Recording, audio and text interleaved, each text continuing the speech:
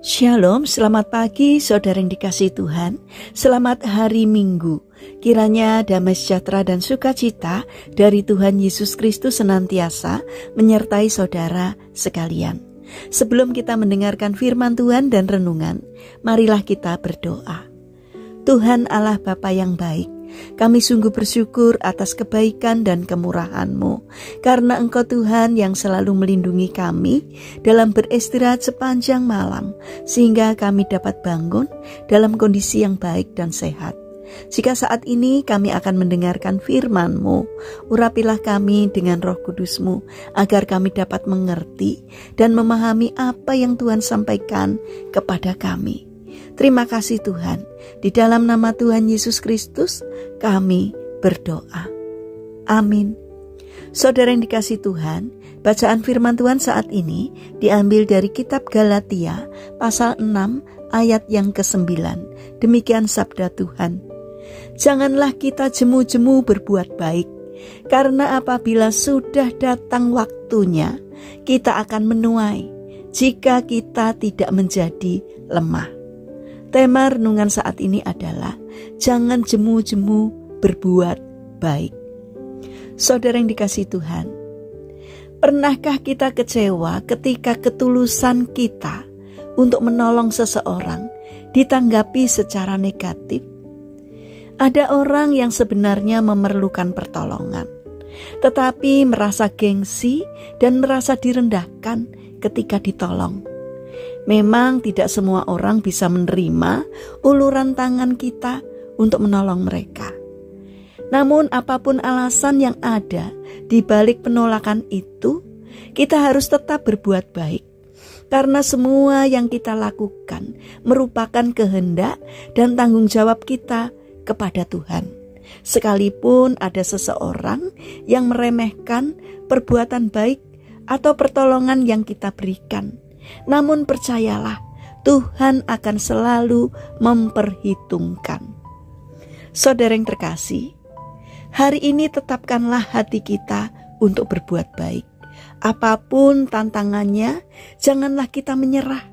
Karena dalam Galatia 6 ayat 9, di sana dikatakan, janganlah kita jemu-jemu berbuat baik, karena apabila sudah datang waktunya, kita akan menuai jika kita tidak menjadi lemah. Banyak orang yang tidak mau lagi berbuat baik karena terlalu sering dikecewakan. Kita perlu menyadari bahwa iblis akan memakai berbagai macam cara untuk melemahkan dan akhirnya menghentikan kita di dalam melakukan firman Tuhan.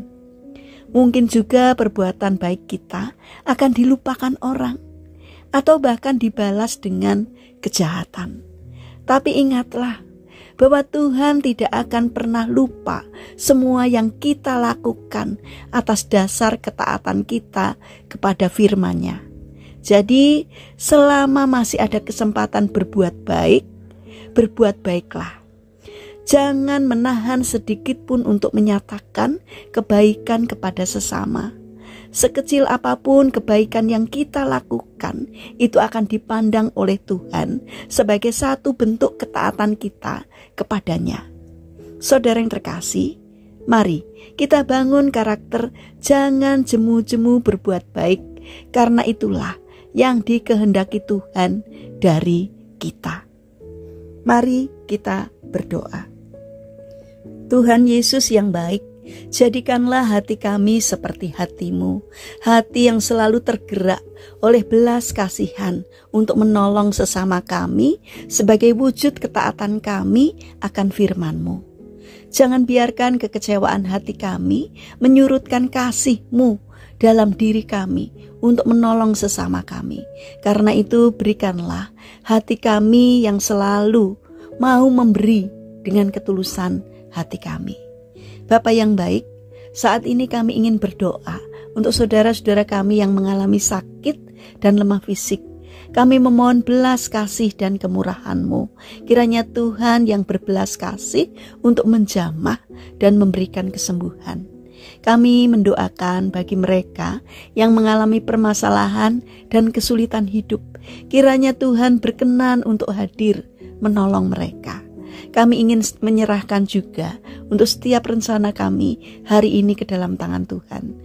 Berikanlah semangat kepada kami dalam menjalani setiap aktivitas kami hari ini. Kami mohon kiranya Tuhan yang memberkati setiap karya kami hari ini. Terima kasih Tuhan atas setiap kebaikan dan kemurahan-Mu.